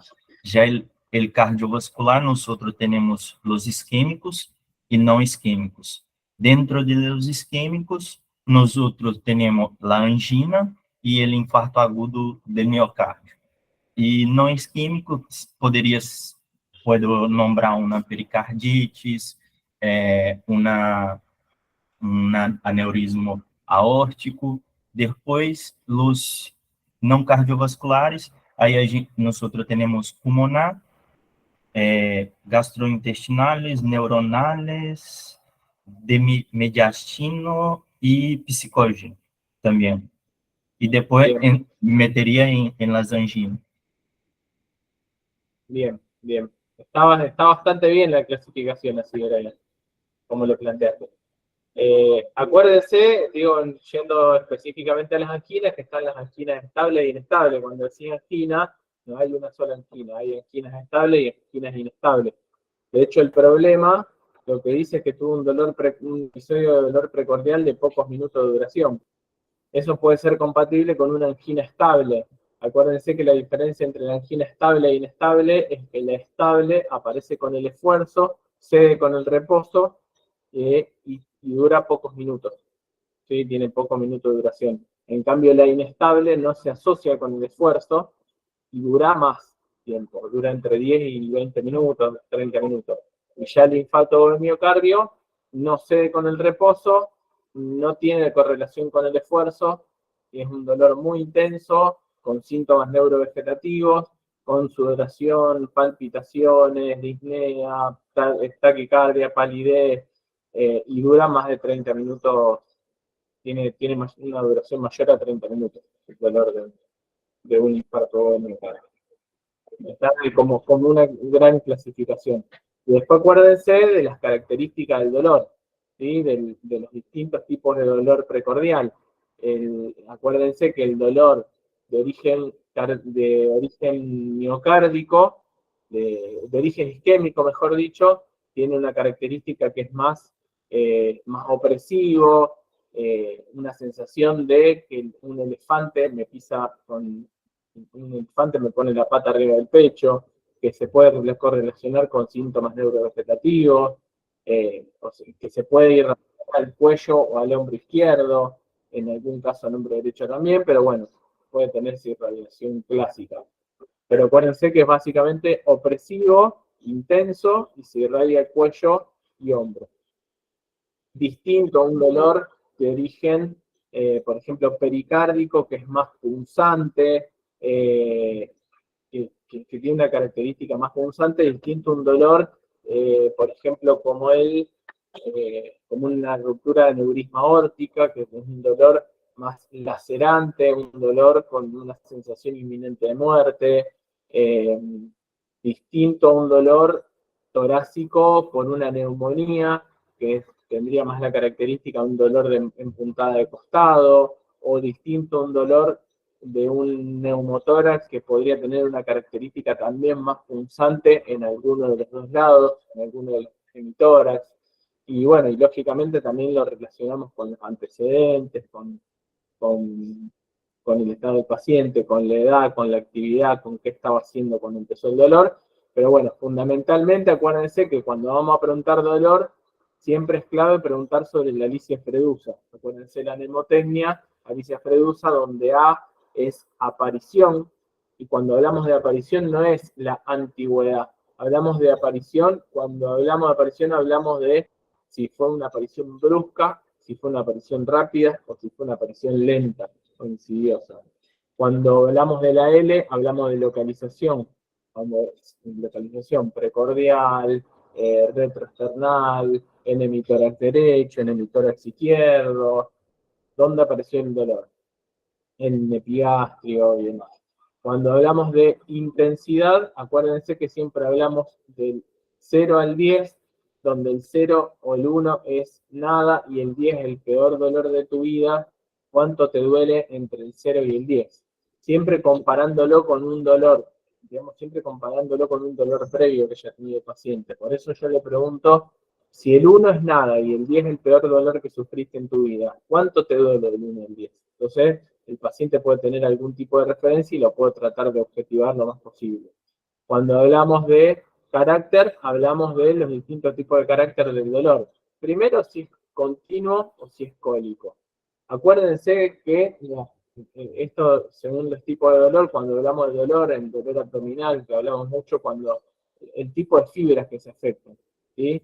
Acuérdense que si hablamos de un dolor, cuando hablamos de dolor abdominal, por ejemplo, que hablamos de dolor visceral, de dolor parietal, dolor referido, dolor irradiado, acuérdense que los órganos que son huecos, o las vísceras que son los órganos que son huecos, tienen un dolor más bien cólico porque los receptores están en las paredes musculares, y los órganos que son macizos tienen un dolor más bien sordo y continuo porque los receptores están en la cápsula y tiene otro mecanismo. Entonces, bueno, digo como para ayudarnos a orientar qué cosas les puedo preguntar del dolor. Estamos hablando de un dolor precordial, está bien, no estamos hablando de un dolor de una apendicitis, de una colicistitis, pero sí estamos hablando de un dolor precordial. Entonces, cuando hablamos de un dolor precordial, el paciente me dice que tengo un dolor tipo cólico, o sea, que son tipo puntadas que van y vienen, a lo mejor, si yo hablo de un dolor precordial, por el precordio también pasa por la zona de un dolor torácico, por esta zona también pasa el esófago, o sea que tranquilamente pueden ser espasmos esofágicos. Puede que no quiere decir que lo sea y que tenga que subestimar un dolor cardiológico, para nada, pero sí para diferenciar los distintos tipos de dolor que me pueden aparecer. Entonces, siempre es clave preguntar en carácter si es cólico o si es continuo y qué característica tiene. Si es opresivo, si es lacerante, si es punzante, si es pulsátil, o sea que aparece junto con los latidos, si lo sentimos en forma así de latidos. La irradiación, si el dolor, acuérdense que es distinto al dolor referido. El dolor referido es un dolor que aparece a distancia del órgano de origen afectado. O sea, ustedes tienen un dolor en el hombro. Una cosa es que sea un dolor irradiado, que el dolor me aparece en la zona, en la región precordial, y ese dolor primario se me va irradiando hacia el hombro, y otra cosa es que directamente aparezca en el hombro. Eso podría ser un dolor referido. Cuando es irradiado, hay un dolor primario claro en una región, y de esa región se va trasladando el dolor para otro lado. Cuando hay un dolor referido, directamente aparece en una zona lejana al origen del daño, al origen del dolor. Entonces ahí tenemos aparición, localización, intensidad, carácter y radiación, atenuantes o agravantes. Acuérdense en atenuantes y agravantes que no es solamente si tomaron una medicación, es si tomaron una medicación, si empeoró con alguna comida, si mejoró con alguna comida, si empeoró o mejoró con alguna medicación, si empeoró o mejoró con alguna postura, con alguna posición, acostado, sentado, si empeoró o mejoró con el tiempo simplemente, si empeoró o mejoró con alguna intervención, con algún, no sé, con algo relacionado con algún disgusto o con alguna cuestión, pensando en una de las clasificaciones, pensando en algo psicógeno.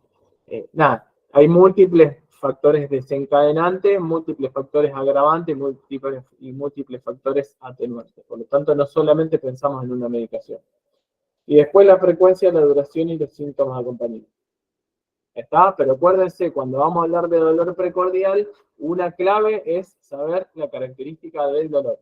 O sea, saber bien la mnemotecnia de Laricia Freduce. Y otra clave es saber bien la clasificación de dolor precordial, que es bastante completo lo que dijo Brian. ¿Está? Profe, y también una consulta.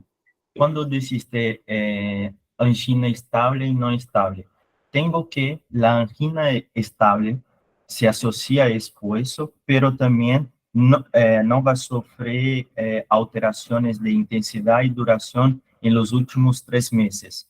Ya en contrapartida, la inestable, nosotros vamos a mirar una variación de intensidad y duración en los 3 meses, ¿cierto? Bien, está bien, está bien. Está Isso buena pode la ajudar também a dizer a questão da frequência? al diagnóstico, sí, sí, Bien. totalmente.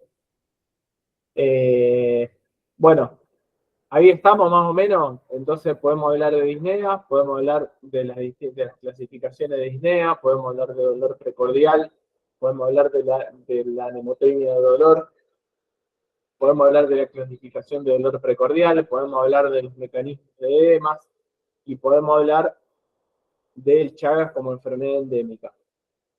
Y acá me puedo detener un poco en endemias, ¿sí? A lo mejor que yo les puedo preguntar, bueno, ¿qué son las endemias?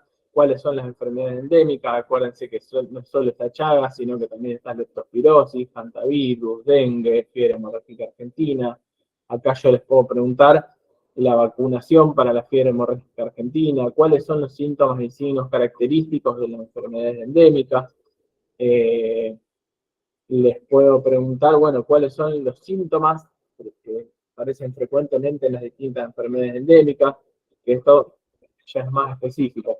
Pero bueno, esto como para hacer un poco un rejunte de todos los signos y síntomas que aparecen en esta UP.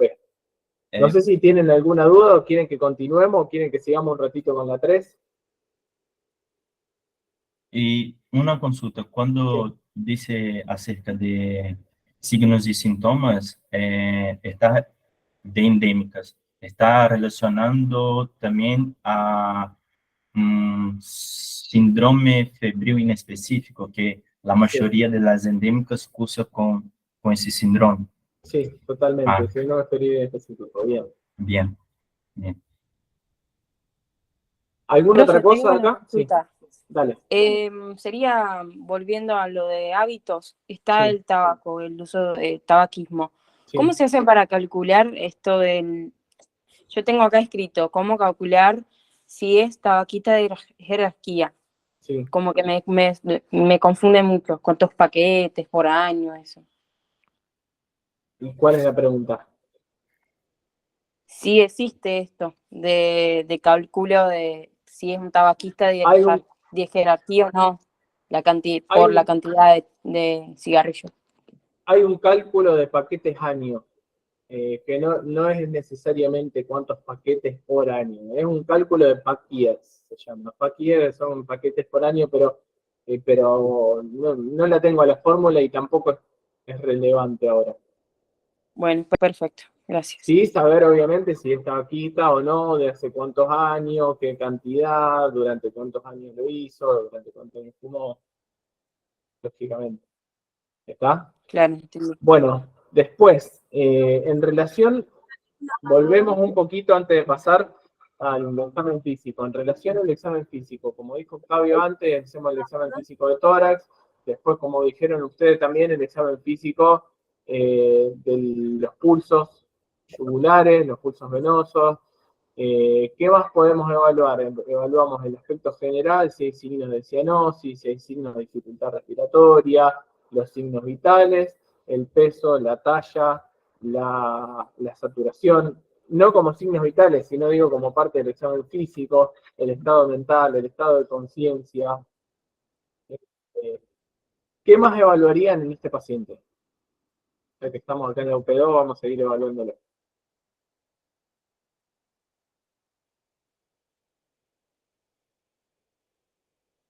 Antecedentes de medio, es igual a noción de foco. Antecedentes de medio, no sé a qué te referirás. No sé cómo está escrito en los materiales. ¿Cómo está escrito? ¿O a qué te referís? Eso yo lo encontré en el Argente. Ajá. Antecedentes de medio. Pero figura dentro de antecedentes. Claro, antecedentes personales, luego viene antecedentes de medio y después los antecedentes familiares. Por eso, pueden tener que ver con la noción de foco, pero la noción de foco tiene una definición específica. ¿Está? Puede tener que ver, antecedente de medio, sí, si hay un basural en la puerta de tu casa, o si viajaste a la isla, o si tenés algún foco de inundación, o si venís de vivir de Chaco. Tiene que ver, es un antecedente de medio, pero la noción de foco tiene una definición específica, por lo tanto, estudien esa definición específica. ¿Está? Sí, entonces son distintas cosas.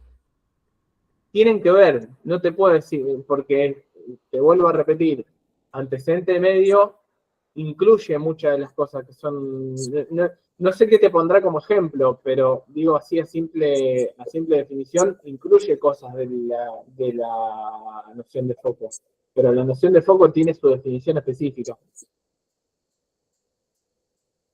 Claro, sí, en los antecedentes de medio decía sobre la estructura familiar, sobre el trabajo también, tiene relación con las características ambientales. Por eso tiene relación, pero habría que ver a qué se refiere específicamente antecedente de medio.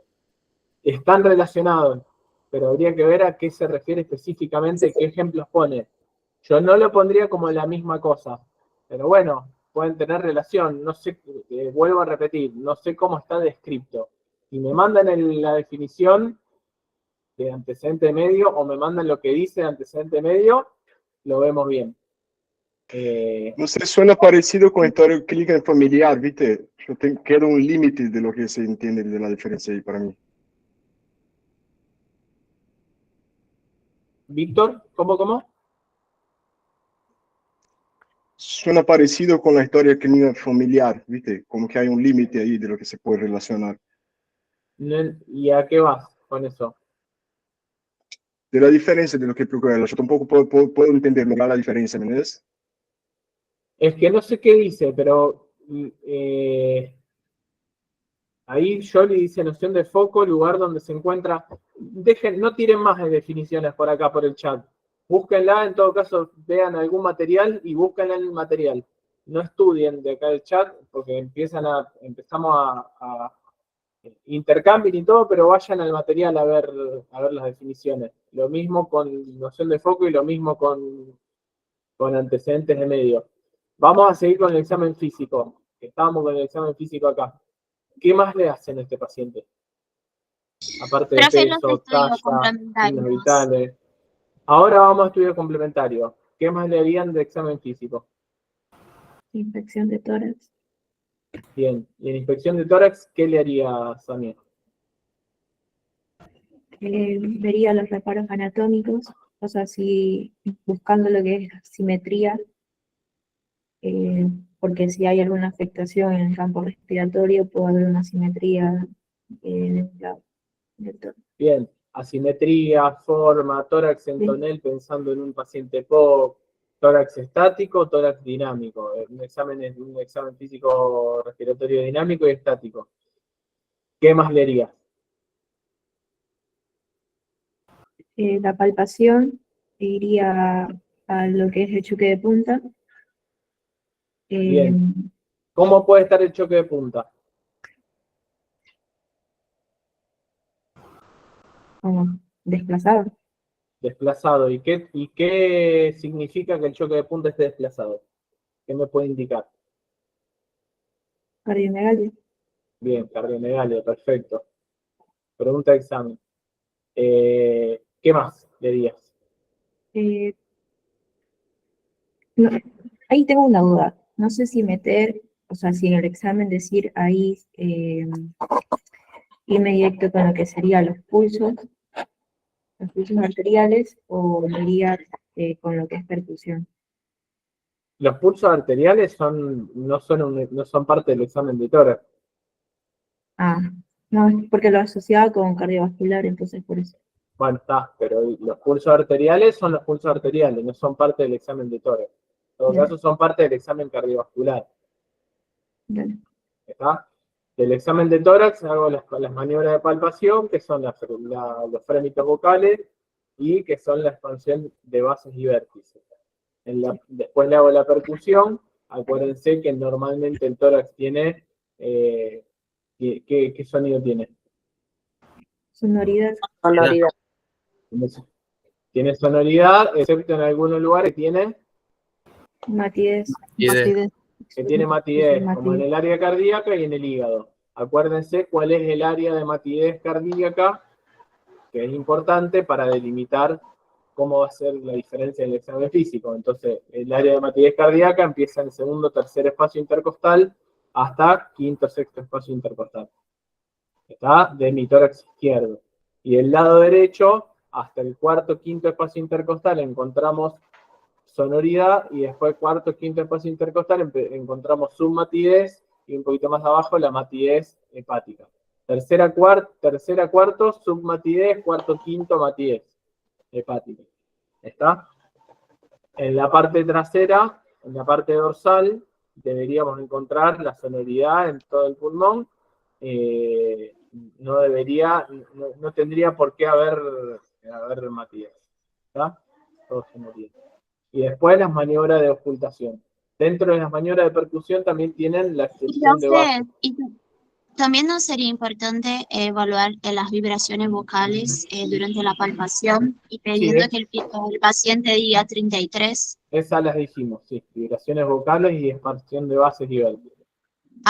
Perdón, no escuché. Dentro de las maniobras de percusión, la expulsión de bases. ¿Está?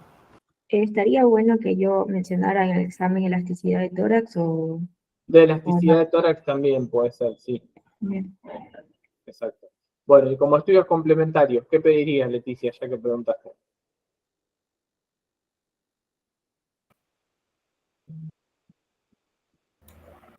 Un ecocardiograma. Bueno, ¿Para qué querés un ecocardiograma?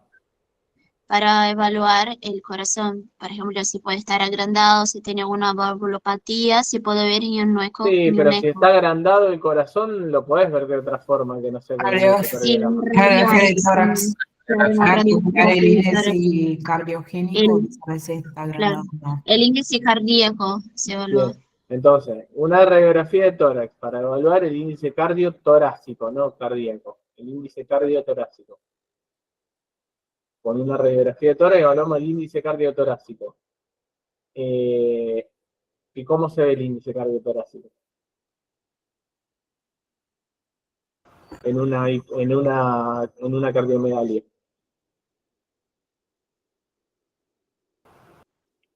Para sacar el índice cardiotorácico, busco de ambos lados la parte sobresaliente y trazo una línea horizontal y luego, ahí se me complica un poco. Y luego me voy a la parte media y de ahí saco la mitad y si es mayor a 0,5 sería para cardiomegalia. O sea que el corazón ocupe más del 50% de todo el ancho del tórax. Sí. Eso sería. Ahí está. Bien. Entonces, una radiografía para ver el índice cardiotorácico. Un ecocardiograma para ver qué. Las dilataciones de las cámaras. Perfecto, la dilatación de las cámaras. ¿Qué más? Para ver la hipertrofia del ventrículo izquierdo. Para ver si hay hipertrofia ventricular. ¿Qué más?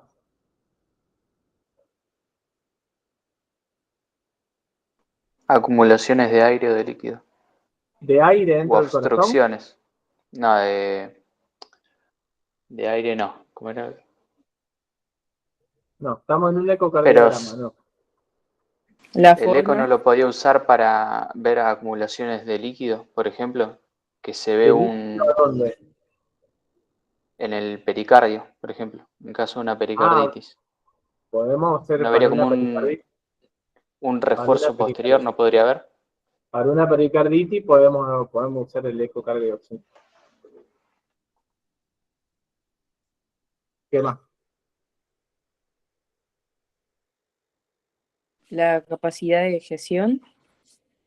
Exacto, la fracción de eyección, muy bien, la fracción de eyección, el funcionamiento de las válvulas, el movimiento de las valvas, si hay regurgitación, cómo está el latido, cómo está, principalmente entonces cómo está funcionalmente el corazón. ¿Está? La radiografía, evaluamos una foto. El corazón evaluamos funcionalmente, cómo está cada estructura, cómo están las paredes, cómo está el pericardio, cómo está el miocardio, cómo están las válvulas, si el miocardio está engrosado, está dilatado, cómo están las cavidades, cómo está la eyección de esa sangre. Lo evaluamos las estructuras anatómicas y en forma más dinámica. ¿Y qué otro estudio le pedimos?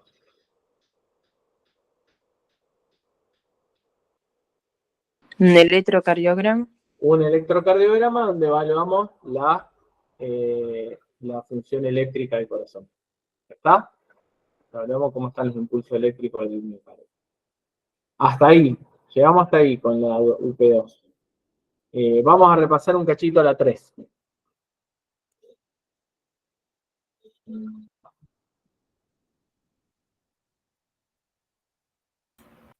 Profe, una consulta rápida. Sí. Acerca del exame físico cardiovascular. Sí. Inspeção, como nombraste, aí palpação, nosotros seria el frêmito, choque de punta e o refluxo hepatojugular. Sí. Depois percussão e nosotros vamos para auscultação, certo? Seria isso. Percusión y ocultación, sí. Sí, ahí en ocultación los focos y además sería los ruidos o nada que ver. Focos y ruidos, sí. En realidad los focos para ver los ruidos. ¿Qué ruidos conocen? R1 y R2. ¿Qué otro ruido hay? R3 y R4 sería R3. Nosotros podemos encontrar en niños Si encontramos en adultos sería patológico, cuarto siempre patológico. No necesariamente, en adultos no siempre es patológico. ¿Cuál? ¿El cuarto? El tercero. El tercero. En deportistas, pacientes delgados, en mujer embarazada, en algunos casos el R3 es normal. Bien. Y después también hay un desdoblamiento del R2 que puede ser normal también cuando está en inspiración, cuando el desdoblamiento del R2 se da en inspiración profunda. Por ejemplo, ustedes vieron que se vacía, a ver, el R1 ¿con qué coincide? ¿Con la sístole o la diástole? Con fin de diástole. El R1 con fin de diástole, con la sístole, el R1. Sí. Claro. Con la sístole, o sea, con la contracción del ventrículo. ¿Sí? El R1 coincide con la contracción del ventrículo y el cierre de las válvulas auriculoventriculares. El R2 coincide con la dilatación del ventrículo, la contracción de la aurícula y el cierre de las válvulas semilunares. Aórtica y pulmonares. Entonces, cuando hay un R2, el R2, hay una diástole ventricular y está el cierre, el R2 se da por el cierre, el R2 corresponde al choque, el golpe de las válvulas semilunares, está al cierre de las válvulas semilunares. Ese cierre no siempre se da al mismo tiempo. No siempre se da al mismo tiempo. Por ejemplo, puede no darse al mismo tiempo en una inspiración profunda. ¿Está? Cuando hay una inspiración profunda, hay primero el cierre de las válvulas puede retrasarse. ¿Por qué puede retrasarse? Por el mayor retorno venoso desde la circulación pulmonar. ¿Está? Ustedes tienen dos aurículas. ¿Sí? Las dos aurículas se contraen y se cierran las válvulas. ¿Sí? Se contraen y se cierran las válvulas. A veces, cuando hay una inspiración profunda, hay mayor retorno venoso a una de las aurículas, por lo tanto, en vez de contraerse al mismo tiempo, esa que tiene mayor retorno venoso demora su contracción, por lo tanto demora el cierre de sus válvulas. ¿Me explico? Sí. Yo tengo que sería una... ¿Se entiende por qué es un desdoblamiento? Entonces hacen tutup, tutup. Entonces el R1 suena normal, es loop dup, es ventrículo aurícula, ventrículo aurícula, ventrículo aurícula, es loop dup, loop dup, loop tutup, loop tutup, loop tutup. Entonces hay un desdoblamiento del R2 que no quiere decir que sea patológico. Siempre y cuando este desdoblamiento se produzca en inspiración profunda. Cuando yo respiro normal, o sea, cuando largo el aire, expiro, el R2 vuelve a ser uno solo. Loop, loop, loop, loop. Cuando hay inspiración profunda, inspiración forzada, hay mayor retorno venoso a una de las aurículas, por lo tanto se demora el cierre de las válvulas semilunares, de una de las aurículas. Por lo tanto, ese R2 se desdobla. No sé si me llegué a explicar más o menos. Sí. Yo tengo que sería una diferencia entre la ocultación cuando nosotros tenemos inspiración y expiración, que la inspiración se fusiona, o sería una inspiración profunda, aumentando presión y generando un retraso de la sístole derecha. Sería más o menos eso que tengo. Es similar a ese mecanismo. Pero semiológicamente se entiende, digamos, semiológicamente hay R1, hay R2, ahí puede haber un desdoblamiento del R2, normalmente solamente en inspiración profunda. Si hay un desdoblamiento del R2 durante la inspiración y la expiración, no es normal. Después hay R3, que no siempre es patológico, y el R4, que siempre es patológico. Que ya lo vamos a ver con más profundidad en defensa. Pero eso sería de la ocultación cardíaca. ¿Vamos? Profe, una última preguntita. Sí, Lo que Sabrina. hablaste de la postura, Sí. cuando el paciente está encurvado hacia adelante, me indicarías posibilidades NEA de origen cardíaca, ¿no? Para ver si escribí bien, ¿no? Cuando el paciente está Incurvado hacia adelante. Cuando el paciente está hacia adelante intentando aspirar el aire, nos indica una disnea de origen respiratorio.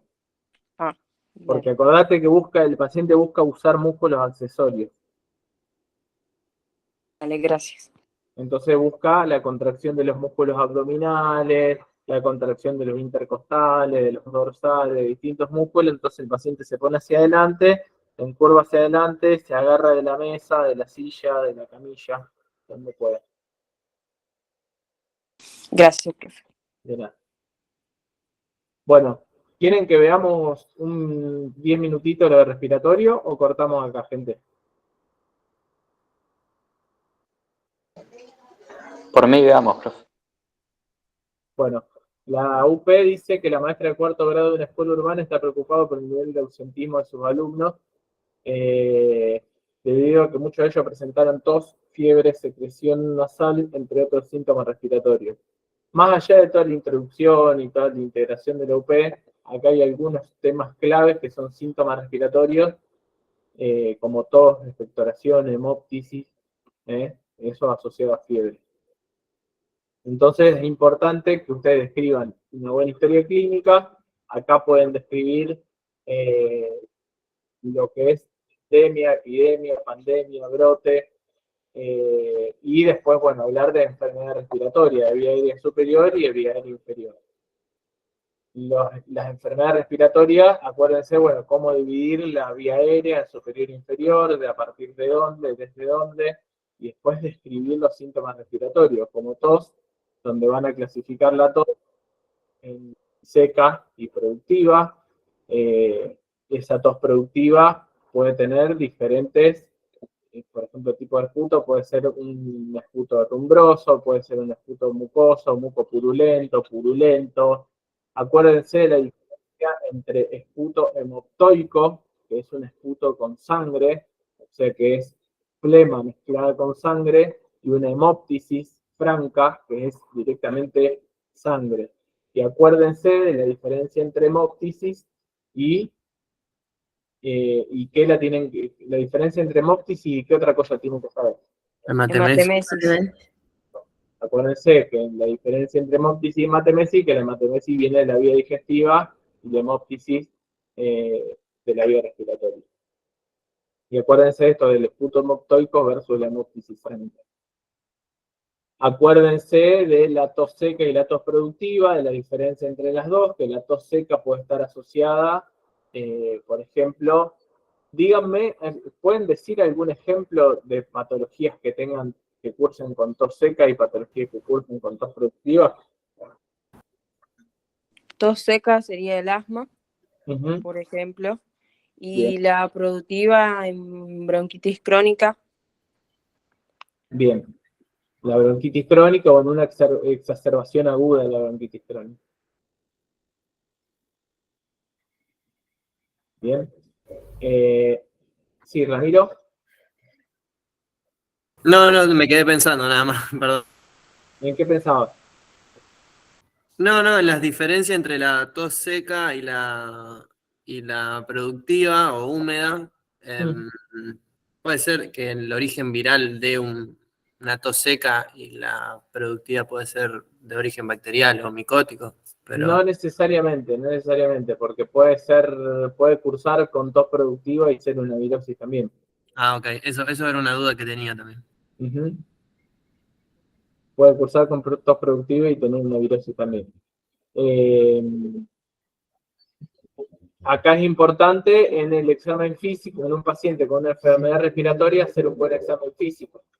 Si hablamos de patologías respiratorias de la vía aérea superior, que tenemos enfermedades que afectan a los senos paranasales, por lo tanto, voy a tener que hacer los puntos sinusales, ¿sí? Voy a tener que comprimir los puntos sinusales de los senos tanto frontales como anemoidales, como maxilar superior, para ver si hay dolor compatible con qué patología. Rinosinusitis. Con sinusitis.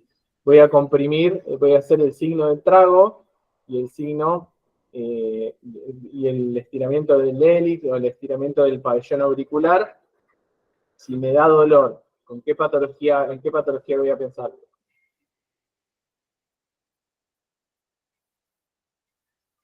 ¿Cómo, profe? Una otitis media. Signo de trago positivo, eso, otitis. Además, la otitis, ¿con qué otro signo cursa? ¿O con qué otro componente cursa una otitis? La tos. ¿Tos? Sí, supuestamente había receptores de la tos en el oído medio, me parece, si no me equivoco. Sí, pero a lo mejor es más reflejo. ¿Qué otro síntoma es más frecuente en una otitis? En los chicos, sobre todo, la presencia de faringitis. No necesariamente.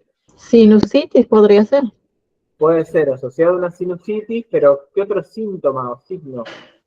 Fiebre, dolor a la compresión del pabellón o el estiramiento del pabellón auricular, dolor en la compresión del trago, ¿qué más? Hipoacusia. Hipoacusia, ¿qué más? Puede haber alguna adenomegalia. Secreciones. Secreciones, adenomegalia, moco, Congestión nasal. Exacto. Y además también puede haber una perforación con secreción, con otorrea. ¿Está? Claro. Secreción por el oído. Sí, no es secreción ¿Cómo? purulenta. ¿No es una secreción purulenta? Sí. Ah, ok. Después tienen para diferenciar eso, después tienen para comprimir los senos paranasales pensando en una sinusitis. Puede haber adenopatías satélite. Acuérdense algo muy importante que es el drenaje de las distintas cadenas ganglionares de los diferentes órganos de cabeza y cuello. Está en la UP1, ¿está? Donde cada órgano y cada lugar de la cabeza y cuello drenen una cadena ganglionar particular. Eso estudienselo, por ejemplo, cadena ganglionar cervical anterior o cervical posterior drena esto, drena esto, drena esto, drena esto. En los ganglios preauriculares drena tal tejido, en los retroauriculares drena tal otro, en los submaxilares, en los submentonianos y así. Eso acuérdense el drenaje de cada una de las cadenas. Profe, está en defensa, ¿no? En defensa. Que en defensa, primero UP fala de adenopatías. Tenés razón. Sí, porque son adenopatías. Por eso, sí, que estoy acá, no me repasé. Se me metió. Sí, me asusté. Pero puede entrar. Lo hice asustar. Los ganglios de la cabeza y cuello entran y, bueno, si están adheridos, si son la dureza, las características normales de los ganglios, sí, porque eso está en el primer tema, es el primer tema de semiología, cabeza y cuello. Normal. ¿Está? Pero ahí no estamos hablando de adenopatía y adenomegalia, que sería lo patológico. Aquí estoy hablando del drenaje normal de los tejidos. Brian. Sí, perfecto. ¿Ah? Está. Después, entonces, vemos la orofaringe, si hay congestión, si hay secreción purulenta, si hay exudado purulento, pensando en una faringomigdalitis. Después, ¿qué otra cosa puedo evaluar para evaluar las enfermedades respiratorias? ¿Qué otra enfermedad respiratoria conocen? En la vía aérea superior. Faringoamigdalitis. Faringoamigdalitis, otitis, sinusitis. ¿Qué más? Rinitis. ¿Qué más? No sé si entraría laringotraqueitis también o... Eso ya sería en la inferior. Claro. Estamos hablando de la tráquea ya. ¿Está? Y de la inferior, ¿qué otra más conoces? Ya que estamos en la inferior. Bronquitis. Bronquitis. Neumonía. Bronquiolitis. Bronquiolitis.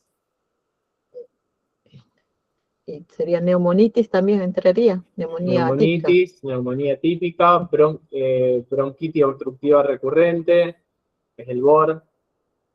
¿Está? Apréndanse las definiciones de cada una de ellas, de cada una de las infecciones respiratorias, y acuérdense que pueden ser por bacterias, virus, hongos, micosis. ¿Está? En relación a los síntomas, nada, no mucho más. En relación a los síntomas respiratorios, acuérdense que tienen tos, lo que dijimos antes, tos, seca versus productiva, la productiva, qué tipos de esputo aparecen. Dentro de los esputos, acuérdense la diferencia entre esputo hemostoico y hemoptisis franca, y la diferencia entre hemoptisis y hematemesis. Después, el drenaje de cada uno de los tejidos en las distintas cadenas ganglionares, la clasificación de las enfermedades, acuérdense de diferenciar bien vía aérea superior de vía aérea inferior, cuáles son las patologías de vía aérea superior y cuáles son las patologías de vía aérea inferior. ¿Qué más? Y después, bueno, el examen físico va a depender del lugar de la patología que nosotros pensamos, pero en el caso... Pero acuérdense de las maniobras, bueno, la presión el signo de trago, el signo de los senos paranasales, la compresión de los senos paranasales, la palpación de las cadenas ganglionares, en lo respiratorio, la ocultación, la inspección, la palpación, la percusión y la ocultación. Pero básicamente es lo de signos y síntomas respiratorios. ¿Está? Profe, una pregunta. Sí. Los contenidos de POC, asma, neumotórax, derrame pleural, ¿entran ahora? ¿Hablamos de esto o dejamos para defensa? Mira, tengo entendido que eso está más dentro de síndromes respiratorios. Claro, sería más para defensa, ¿no? Entiendo que sí, yo no, la verdad que no recuerdo haberlo visto dentro de los contenidos de injuria, ¿o sí? ¿Ustedes lo vieron? Yo tengo entendido que son... No entra, pero yo vi como algunos relatos de mesa y algunas tenían como que hablaron de esto.